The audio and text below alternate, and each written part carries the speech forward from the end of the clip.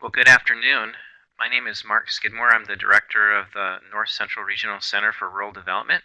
I'm also serving as the coordinator for the Extension Opioid Crisis Response Work Group.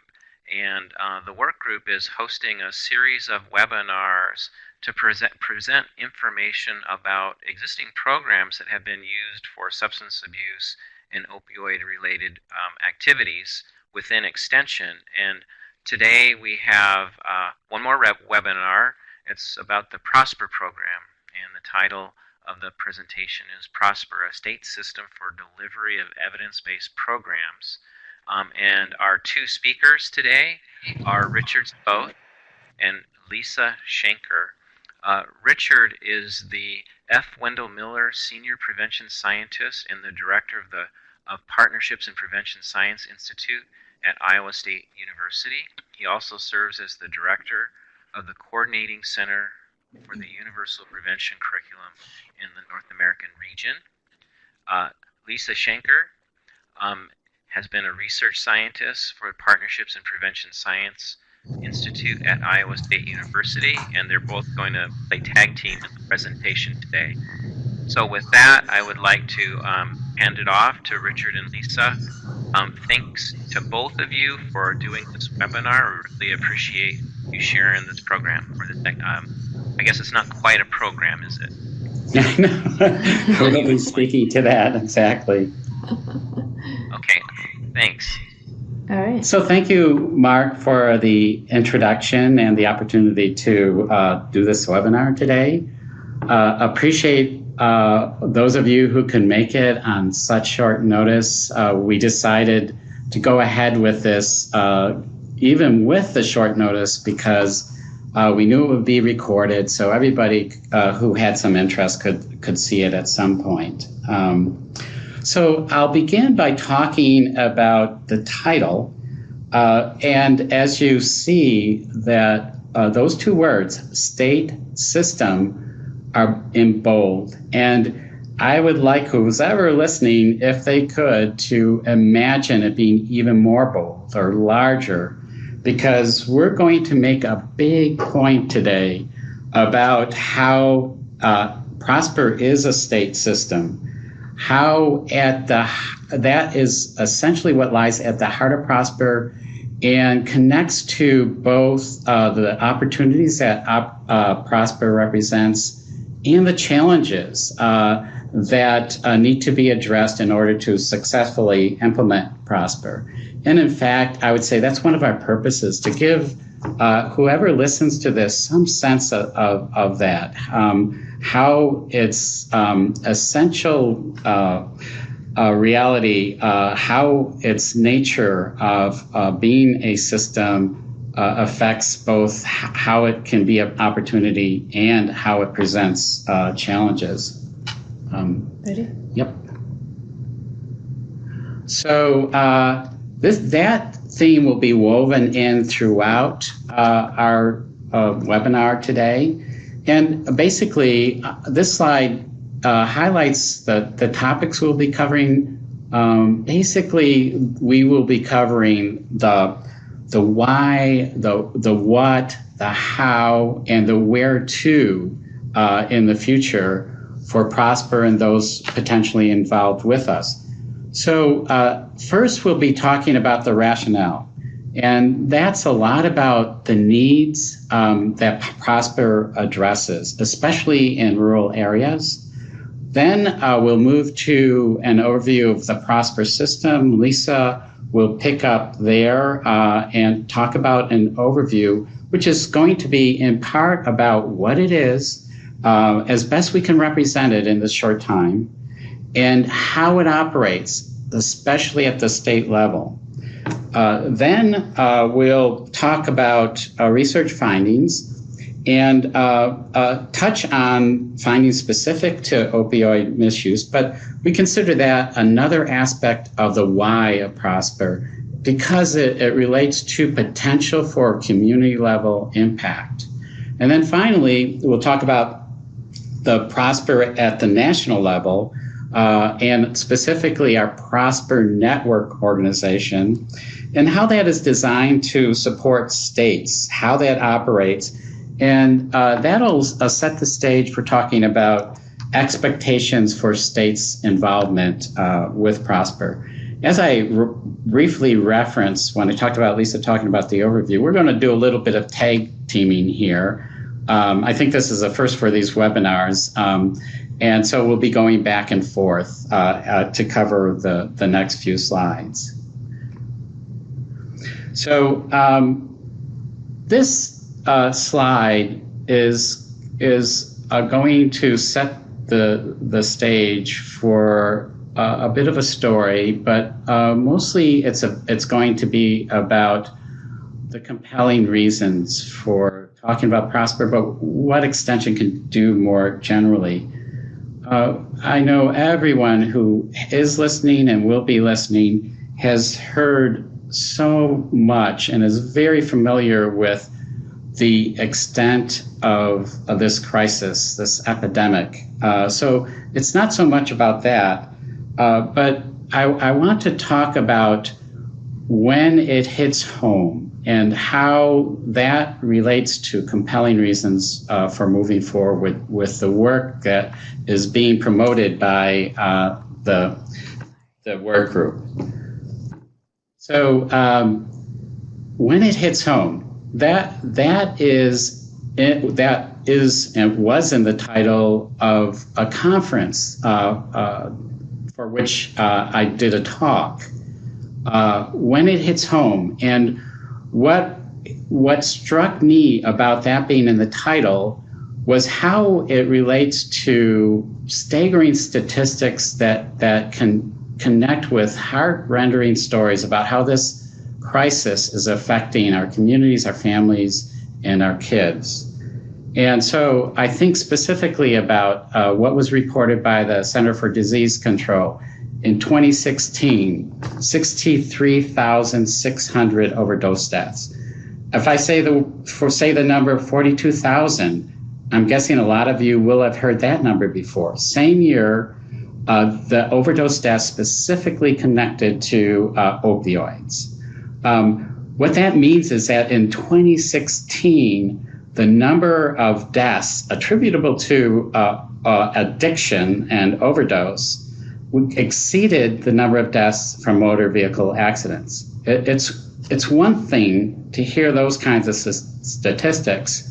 It's another thing to connect them to these stories, thousands and thousands of stories, and to the next. Oops.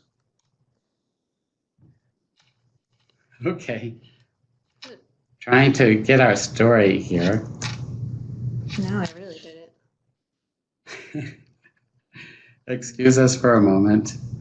That was a pregnant moment. It was about these stories, and I assume that you are seeing what we're seeing, which is a blank screen. So sorry, everybody.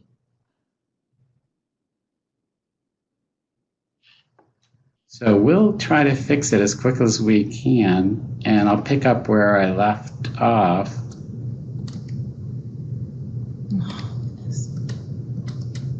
Okay. There we go. There we go. Sorry. Thank you. So going with the flow, albeit interrupted a bit, this is what I was referencing, part of what I was referencing when I mentioned heart-rending stories.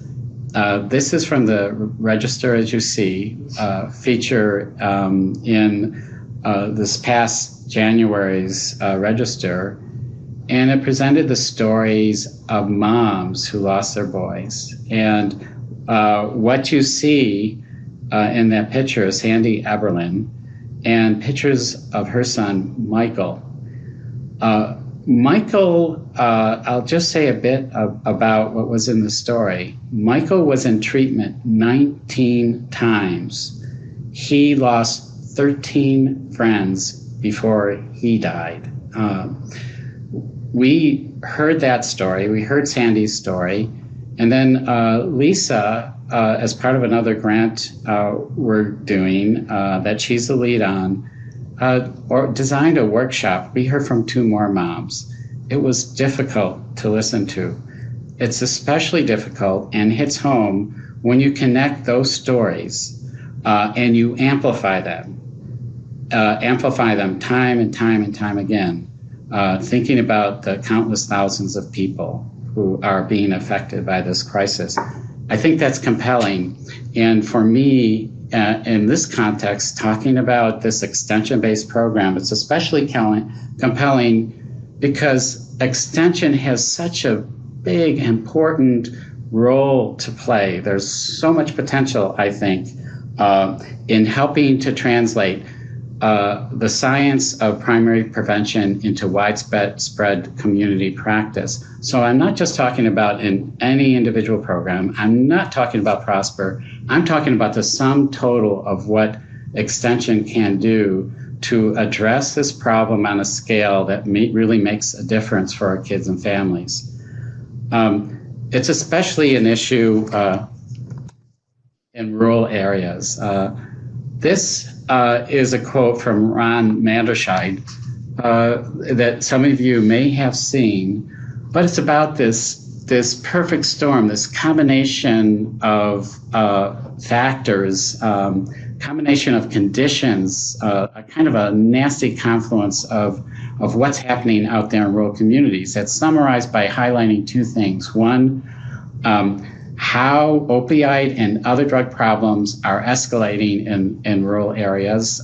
There's an American Farm Bureau Federation survey that was done last year that indicated that nearly half of rural adults are directly affected. That means they had a problem, somebody in their family had a problem, somebody in their community who was closely connected with them had a problem. When it comes to farmers and farm workers, it jumps up to 75%. It's a growing problem. We recently, one of the work group members shared an article about meth and how that's coming into play, just like heroin had come into play earlier, and basically made this problem worse, especially in some of these rural places. That combines with the service needs. And in that same article that has this quote about the perfect storm, there's reference to 85% of rural counties having only sparse or non-existent services to help the families and kids in those communities address what's going on all around them. Okay, so this is a representation of it. Especially where there are rural counties where services are non-existent. We have been since the beginning of the work we've done at our institute, formerly a center, focusing on what we can do to address the limited accessibility and the stigma of behavioral health services in rural areas. It's even worse when it comes to opioid prevention. There just is barely anything happening that's specifically targeting this issue. So the idea that we'd like to promote is that instead of that, let's build on what's already there. So we know that the extension is in nearly every single county in this country. We know that there are public school systems in every single county in this country. We know that there's about 1,743, not about, but that's the last estimate I heard, where there are public health services available. The idea is behind Prosper and behind the earlier work was to form partnerships with communities facilitated by extension agents or educators, and build a quality, sustainable way of addressing these problems, and expand existing services and programs. A second aspect of what we think can combine to help is using evidence-based programs that are designed for all youth and families. They're universal. They're for everybody in the community. That's kind of been the focus of the work and is at the core of Prosper. And extension, and that connects to developing partnerships that sustain in order to have a continuous system of support for teams that deliver these programs. And there's a special focus because we know it's necessary to realize impact on quality implementation and sustainability.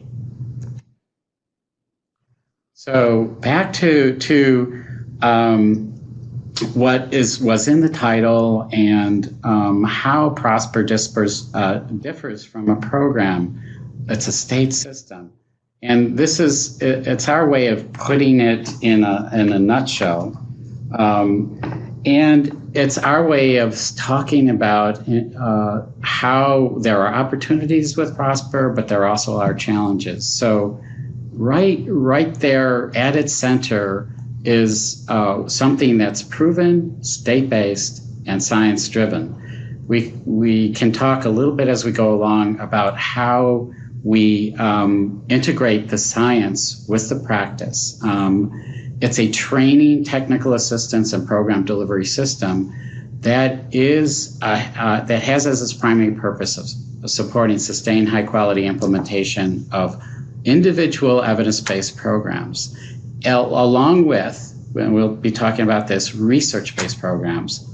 The one key thing that connects to the challenges is how for this to work on the front end.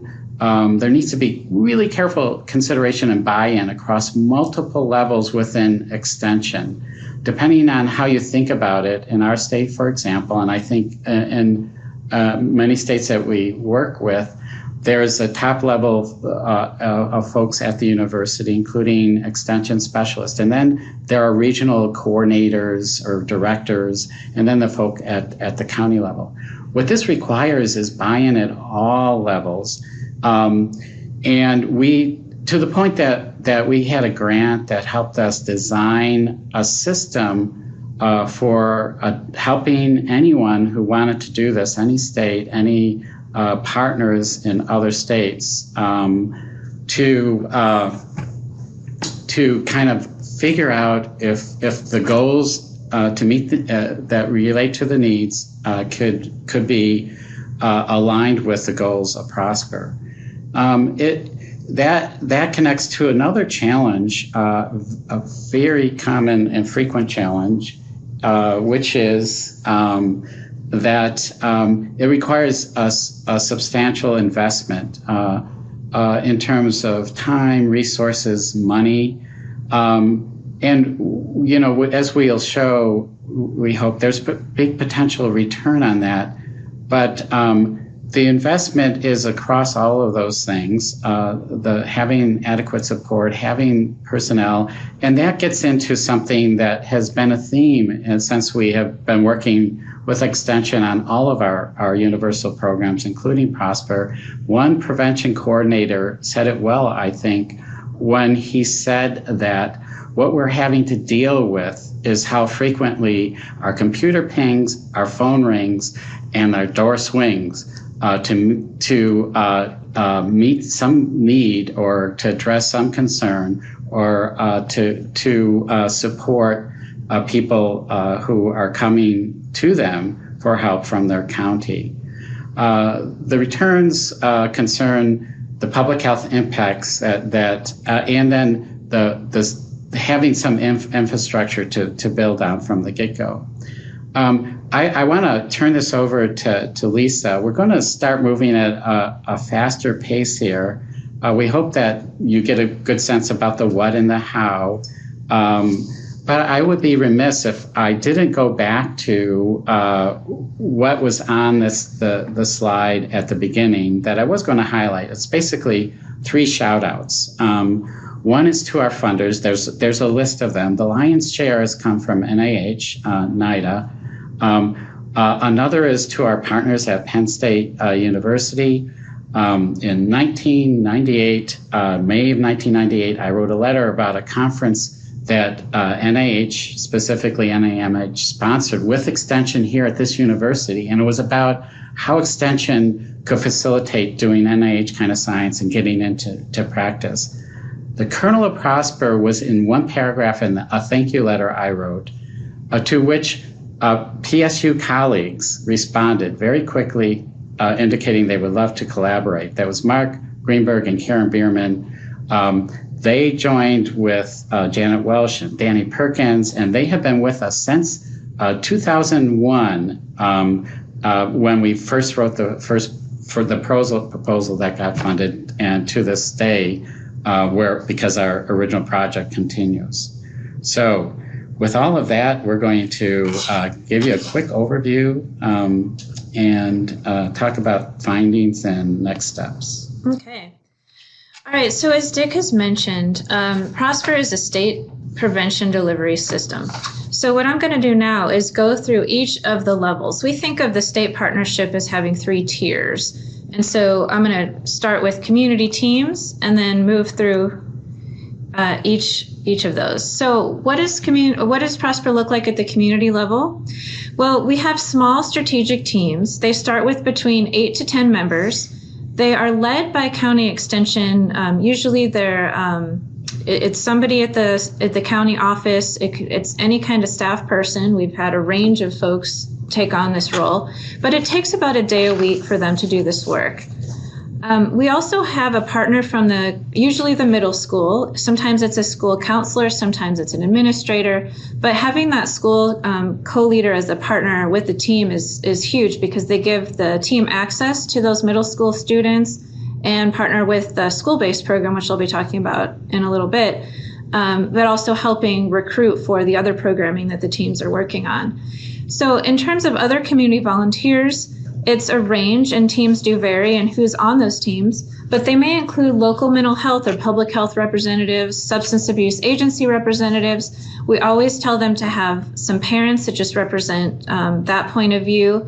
And then a lot of teams do find that it's useful to have youth on their teams, because it helps to kind of provide that rounding out the perspective. We make sure that the teams represent the diversity of the communities, which it's really important. And then as teams mature, as they grow into focused on sustainability, they need to include additional members to help with marketing and fundraising activities. So at the prevention coordinator level, their role is really to link the community teams to the state extension system, and they provide technical assistance to their community teams. So this typically requires about a day a week per supported team. And with that time, what they're doing is attending meetings. We think that it's helpful for them to actually be there in person, so that they get that perspective, and they help round out the perspective, bringing in a broader perspective to the local community teams. They're also in contact with the team leaders about every week, and they're discussing what the team leader is doing in terms of moving forward on their activities and their goals that they've set. Prevention coordinators interact with each other. So, if you have one prevention coordinator per community team, then they are able to interact with each other. They're learning from each other. They're sharing what's worked in communities that they're working with, and they help each other problem solve. They also plan professional development activities. So we have things called learning communities, and we have statewide meetings, and that involve all the either the team leaders from all the communities, or actual team members from all the communities that we try to bring together. And we're trying to share with them the strategies that have worked, let them learn from each other. And so that's a big part of this at the state level. So then, as I said, they're acting as the liaison between their community team and the state management team. And I'll talk about the state management team next year. So the state management team's role is to kind of help provide some guidance and oversight for the whole model implementation in the state through this extension system, as well as provide support to those prevention coordinators as they're working with the teams. So they're also going to be involved in working with state agency partners. So a lot of times those might be Department of Public Health, sometimes it's Department of Education or Juvenile Justice. They're helping to explore opportunities for to share resources whenever possible. So, in some cases, these are other agencies where, somebody might be able to do some work as a prevention coordinator as part of their job that's being funded by a different grant or something like that. So we've had a lot of different ways that Prosper is configured in states. And so the state management team is trying to figure out what's going to work best given their resources and other limitations and constraints and opportunities that they have in their states. So another important thing is, this is really about systems change. And so one of the roles of the state management team is to figure out how to, if it started as a grant, they're trying to figure out, okay, how do we allow this to become part of somebody's job? How do we get this into their plan of work so that they're able to continue doing this? And then there's some data collection activities. So there's an evaluator who is responsible for helping to collect that information and sharing it with the network team. So in terms of time that's required for a state coordinator, and this is to support up to 4 community teams, it would go up a little bit depending on how many teams there are, or down a little bit if there were only 2 teams, for example. But state coordinators are about quarter time. Evaluators are about 15% FTE, and then a combination of program leaders, other state specialists, or faculty, probably about 15% FTE across the year, and this varies depending on what's going on. So why does Prosper use universal programs and evidence-based programs? Well, first, they address risk and protective factors that are common to multiple types of substance misuse, along with other problem behaviors. So we're getting a lot of bang for our buck because we're addressing the same things that affect a lot of different outcomes. They're strengths-based, which is something that we know Extension views is really important. They're focused on skill building to achieve results. So instead of that focus on, trying to prevent problems, we focus on building skills, building positive parenting, communication, peer refusal skills. So all of the programs are kind of focused on giving parents and youth the skills they need to be successful. And then there's evidence of crossover effects. So this means that even though most of our research has been on substance use outcomes, we've actually shown that the programs have positive effects on, for example, academic success. So again, getting more bang for your buck. And then another really cool thing, and Dick will show some results on this, is that they've been shown to help higher risk youth and families without needing to specifically target them. So these programs are for all youth and families, but when we look at the results, we actually find that while they're not targeted, while you can have them all together in a group, they're actually getting, in some cases, even more benefit than the universal group of families and youth. So in terms of our menu, we have 2 family-focused programs that are currently on our menu, which is Guiding Good Choices and then the SFP 10 to 14 program. And then our formatting's a little off here, apologies. But for our school-based programs, we have the Life Skills Training Program, All Stars, and then Lions Quest Skills for Adolescents. So I'm not going to talk about all these programs. They're evidence-based programs that all have websites. So if anyone's interested, you can certainly go to their websites and and learn more about them. And then they all have their own training and implementation costs. And that's kind of something that's just part of implementation, but not something that Prosper supports directly. We support the technical assistance around recruitment and implementation quality and monitoring, but not the actual training for these programs. And I'm going to turn it back over to Dick. Thanks, Lisa. Lisa does such a nice job of sort of encapsulating the gist of it. Whenever I give a talk or I'm talking about Prosper, especially if it's one that's limited to 15 or 20 minutes, I mention how it's just a flavor, and then from there it goes to anybody who wants to know more about it. We'll talk about this at the end. We can have you hear from the people who are actually implementing it. So back to the science of it and to the programs that are on the menu. And I know that there was a webinar already on the Strengthening Families program, and this is data from our very first longitudinal study. I'm just going to do quick highlights. In this particular case, we started when the kids were in 5th grade. As you can see in the bar graph, the last data collection was when they were age 25. It's a rigorous study. It's a randomized controlled trial. And at the heart of that is just doing everything we possibly can do so that at the end of the day, when we do our assessments, we can be really confident that when they suggest their intervention control differences, they're really there in the real world. One of the things we do that's probably worth mentioning is that no matter how many people participate in the family program in this case, we collect data from a sample that's intended to represent the entire community population. It's intent to treat, and so it's not just people who've been in the program. The measures are 2 measures of prescription drug misuse, one of which is a global measure, an overall measure. It's a response to the question about ever using multiple types of prescription drugs not under a doctor's orders. We focus especially on narcotics because we know that's where the problem mostly lies. And so the gist of this slide is what is represented in those 2 ovals. Later I'll talk about practical significance, but this represents not only statistical but practical significance. And you see basically how much lower the ISFP rates are compared with the control group rates that are represented in that green oval.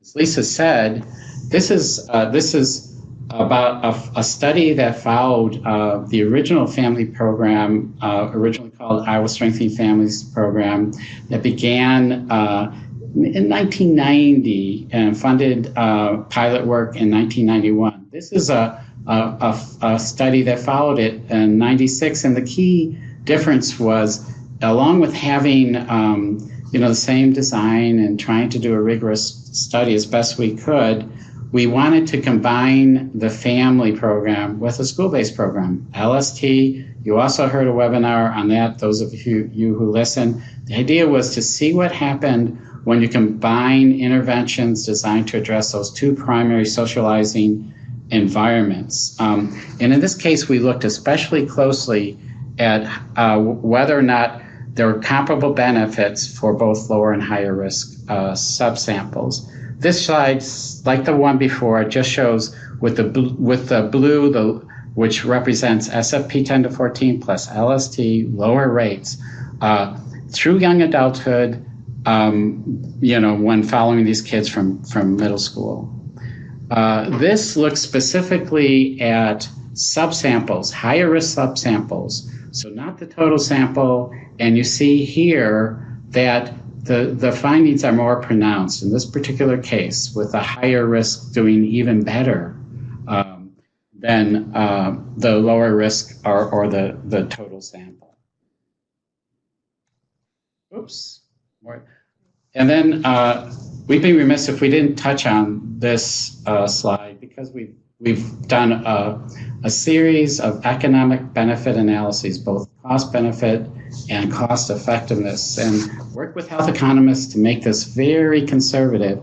$9.60 return, that specifically concerns prevention of alcohol disorders.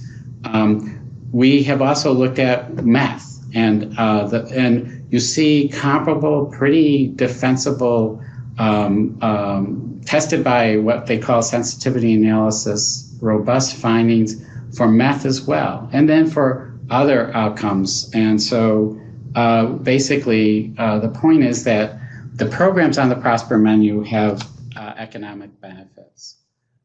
So we go back to what Lisa just talked about and how there's this system, this program delivery system, this infrastructure that's developed to deliver evidence-based programs in the best possible way. Again, because this really captures a couple things I'll mention, but it's one in a series of randomized controlled studies that are longitudinal. This is Prosper, collaboration with our colleagues at Penn State, as I mentioned before. This is what we call a cohort sequential study, 2 cohorts of 6th grade children 5,000, roughly 500 per cohort. We did intensive measurement using videotaping in homes. And again, it's all about being able to say at the end of the day that we're pretty darn confident that the results hold. What are the results? This slide represents results that we looked at fairly early on parenting outcomes. And you'll see a list of what should be familiar, the basic love and limits, showing that warmth in the parent-child relationship increases, or less harsh discipline, more effective discipline, and the family as a whole is more cohesive. We as Lisa said, strengths-based. We look at the skills outcome, and here's a list of the skills for which we have positive results. Everything from problem solving to positive effects on peer networks. We're really excited about all the findings that show Prosper positively influences those networks that kids are in by reducing the influences of kids that are getting in trouble. This is sort of an overview. This is what the positive findings, intervention control difference at 4.5 years past baseline. We've looked at every year before young adulthood, and now we're having 3 data collections in young adulthood. We've published on age 19. The basic point is primary outcomes of interest vary by participant age, but they persist into young adulthood. And here's one key finding that about prescription drug misuse overall and narcotics in particular. And I want to focus in on that second bullet point to get a sense of the practical significance of this. That if everything holds, if Prosper is implemented well, let's say in one community, you compare it with another comparable community that doesn't have it, you would expect that for every 100 young adult misusers, there would be 20 to 26 fewer. And in a minute, I'll show cost effectiveness. And if you think about, in general, economic benefits, and what I think is most important is how this can benefit individual kids and families. If it keeps the kid from not using ever, misusing prescription drugs, or prevents that misuse from escalating into like what happened with Michael Emberlin, and you multiply that by 20 to 26 times in young adulthood, that's the take-home point. So just briefly, Max Crowley, I see the sources on here, a colleague at PSU that did economic analyses. The take-home point was an estimated cost for youth per case, $8,900 cost societal level, $8,965. You can cut that in half or way less than half with Prosper.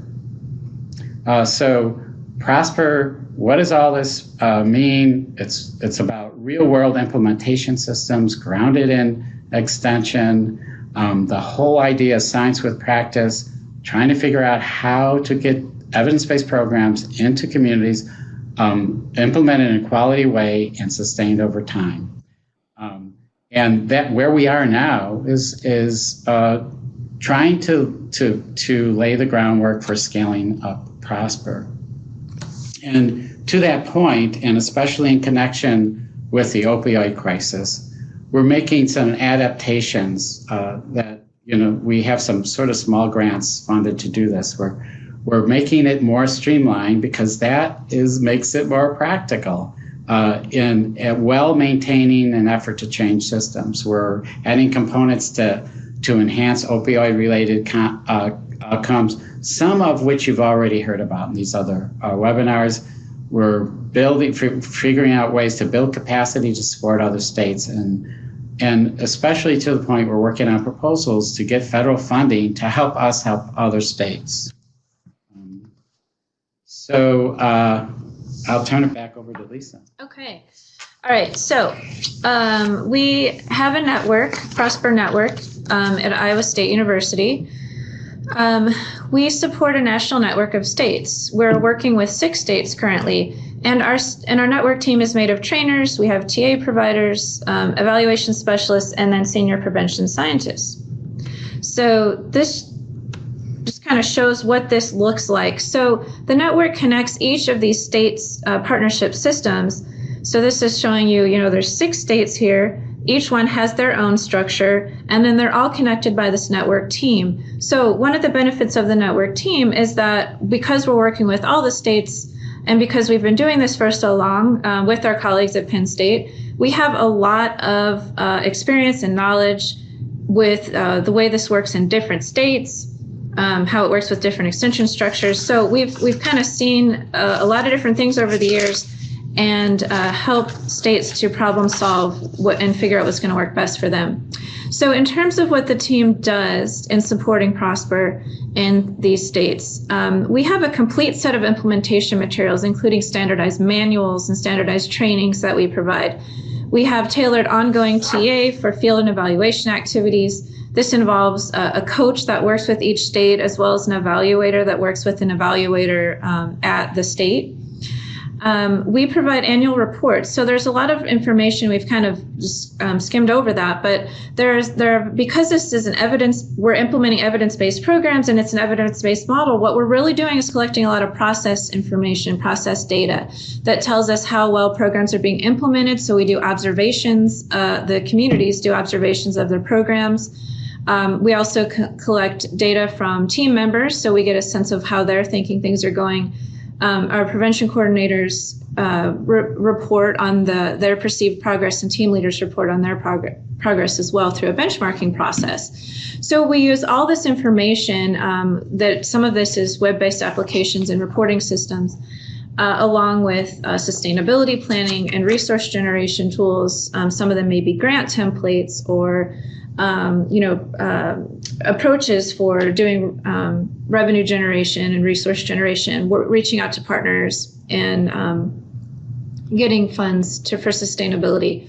Using the Prosper brand, what we've found is that a lot of states that are using when state extension systems say we're implementing Prosper, it's helping them get grants funded because that's recognized at this point, with all the research behind it. And the other really great thing about working with the network is because we are, we've been involved with the prevention research field for so long. We're, especially Dick, who is our, director and senior prevention scientist here, provides us with a lot of the guidance on, best prevention practice. So things are kept up to date, and we know how to help states do what's going to make the biggest difference for them. So in terms of how it works, states contract. So usually it's extension systems contract with Iowa State University for implementation support each year. And I've kind of listed out here what that looks like. So there's a Unit 1 training, a Unit 2 training that kind of helps get, what does this look like, getting everybody up to speed on what the roles are and how this works in your system, to selecting your programs from the menu and implementation of the programs, recruitment for your programs, working on, thinking about initial sustainability, that ongoing coaching support, which I talked about, the network support, which is sort of being able to link into the network level learning opportunities, workshops, they may be webinars that we put on, that kind of thing. Evaluation services, so that data that's collected at the state is fed to the network. Then we are able to provide reports back to states, which then they can report that to their funders or report that internally to their extension administrators so that they can show what impact they're having. Online access, so we have a whole resource, just hundreds of resources in terms of meeting agendas for those local teams, just all kinds of different resources that we have. For communities to access at the community level and at the state level, when states decide to adopt Prosper. And then we have a small administrative fee that just helps us with our overhead. And so then in year 2, the costs go down a little bit. We have one less training. And then in year 3, it's more about ongoing support. There are no trainings in year 3. It's just that ongoing coaching, support, and evaluation, and all those other services listed. And then after year 3, it really gets into just whatever a state may need. And so then we kind of negotiate from there. So in terms of the summary of implementation costs, we've kind of covered this, but just to highlight it. So you have your state partnership team, which is going to be your state management team. So this is really the FTEs that we talked about that are required to do this. So it's personnel time. So you have your state coordinator, your state evaluator, your other folks that may help with the implementation support. The prevention coordinator team, you need one per community. Community team leaders, those are our county-based extension staff. One per community there. Then there's costs for trainings, meetings, their trainings that and learning communities, like I talked about. Operations, so community teams often need funds just for doing the business that they do.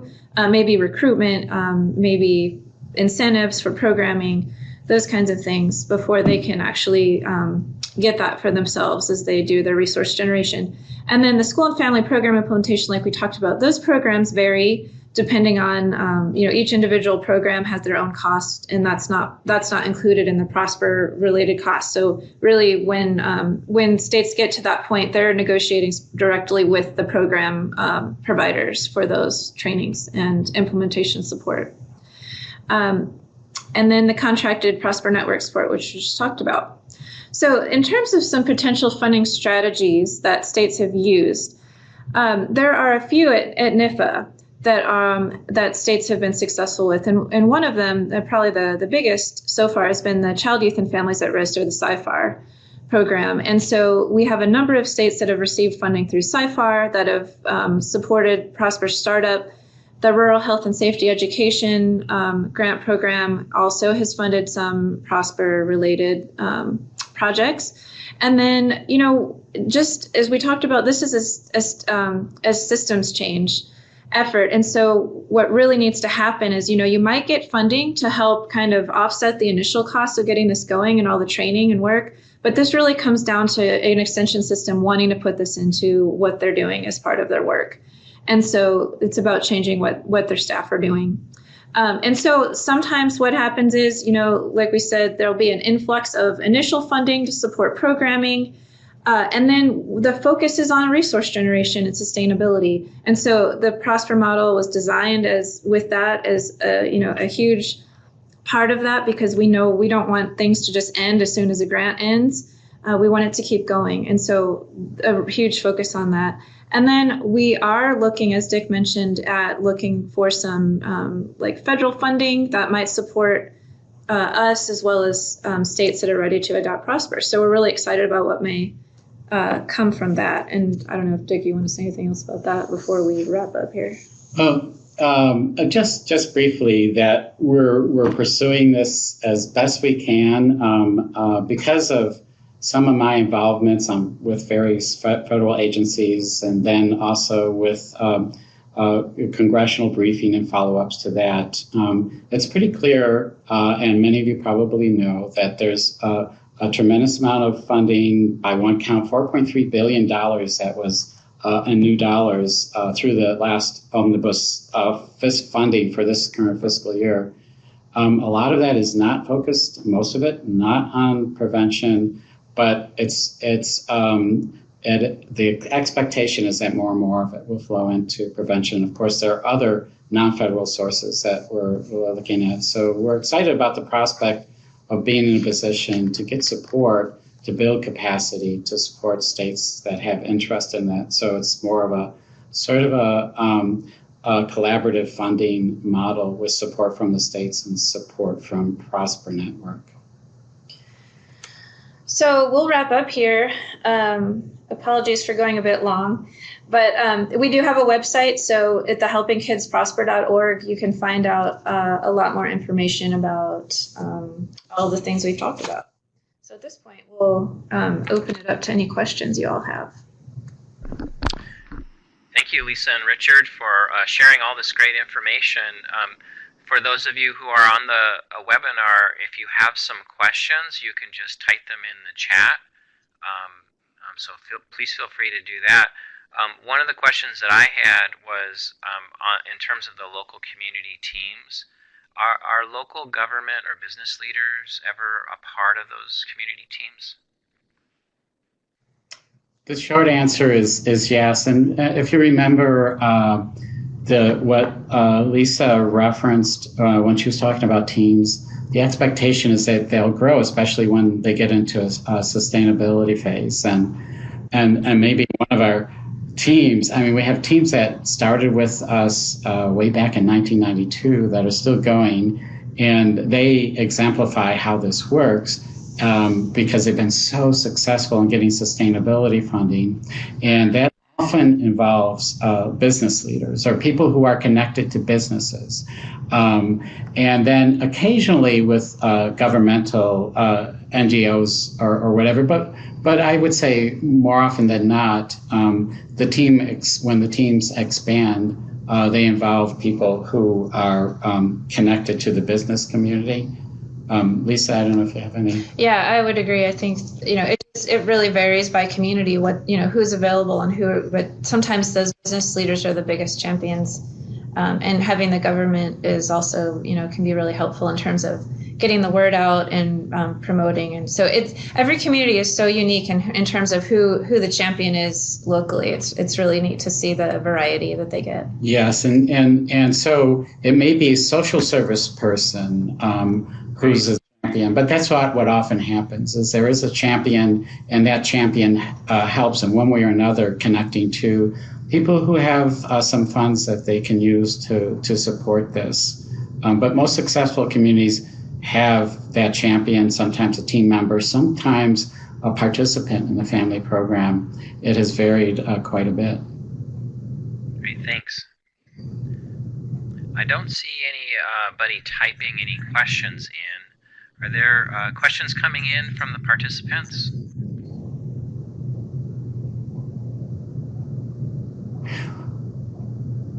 Since I don't see any either, let me mention one other thing that we can offer, and it's evolved through myriad talks I've given on Prosper, and one of the things that has been helpful when there's enough time is to have somebody who's actually involved at one or more levels, like a community team member, somebody who's on the ground implementing Prosper, and those Prosperites, if you will. We have one on. Oh, okay. We actually have Crystal who could share with us from Virginia. Oh, yeah, okay. If you wanted to. We just noticed. If you all want to hear Crystal's perspective on what it's like to implement this. What just to turn it over to Crystal, what we could do is invite people who've been doing Prosper in Iowa and other states to talk. And Crystal, if you're there, she's typing. Okay. I'm not sure she can talk actually as a participant. Oh, but she's typing. I moved her to presenter. If she has audio, she could potentially.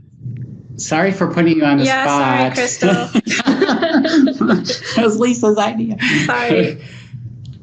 It doesn't look like she has the capability. Oh, okay. Oh, sorry. All right. Well. Saved by the lack of capability. We were just getting. Yeah, she says we're just getting started. But I know they're really excited about what they've been able to do so far, and in fact, I believe they also got a SciFar grant funded to continue doing some Prosper and expand their Prosper work. So. Good. Yeah. Well, yeah. Okay. I want to be sensitive to everyone's time, and we have gone for nearly an hour, and I just want to thank everyone. Thanks to you, Richard, and Lisa for sharing this great information. Thanks to the participants. Before you take off, what I would like to do is just give you an opportunity to provide some feedback. And what this does is help people across Extension who are interested in maybe doing more to address the opioid crisis or substance abuse to learn about this program and some of the other programs that we have going. So I really appreciate you filling out this survey. It'll take you probably about less than 4 minutes, I'm guessing. Just want to put that out there for everyone. And people are saying thank you very much. So I think maybe with that we can close up. We'll leave this open for you so you can click on the survey And thanks again, everyone, for joining us today. Thank you, Richard and Lisa. Yeah, and thank you again for hosting us and hanging in there with us. Yes, thank you. Especially through that initial big picture part. Yeah. And, okay. And Crystal has provided her information if anyone would like to follow up and talk to her about her experience. So thank you, Crystal, for offering. And all of that information is very useful, so time well spent. Great. Okay. Thank you all so much. Thanks again.